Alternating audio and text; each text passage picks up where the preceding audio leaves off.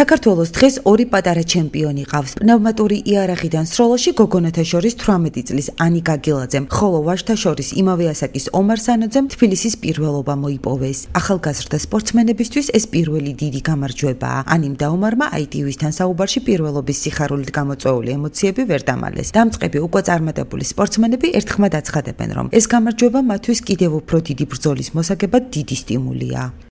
ძალიან დაძაბულები ვიყავით, იმიტომ რომ ამით ხდებოდა მივიდიოდი თუ არა სადმე და თან კონკურენტები ძლიერი მყავდა, იმიტომ წინაშე შეჯიბრებზე მეორე ადგილზე გავედი, ვინც მომიგო, ანუ ისე ჩემი კონკურენტი იყო და დაძაბული ვისროდი ნამდვილად. თიანურის ბოლოს მივდივართ მიუხეს შეჯიბრზე და შემდეგ ევროპაზე ფინეთში.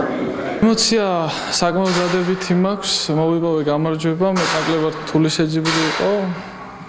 ეს თბილისის ღია ჩემპიონატი ნიშნავს ლიცენზიას ევროპის ჩემპიონატზე და ვეცდები ყველანაირად გავამართლო იმედები.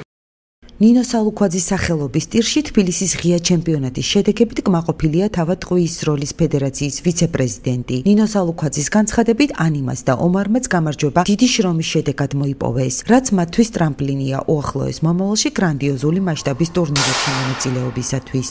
ბევრი ახალგაზრდა არის ჩამული ამ სპორტში და ამიტომ უკვე დაკომპლექტა გუნდი და 24-ში მივემგზავრებით საერთაშორისო ტურნირზე, შემდეგ შეკრებაზე და შემდეგ იქიდან გადავალთ ევროპის ჩემპიონატზე.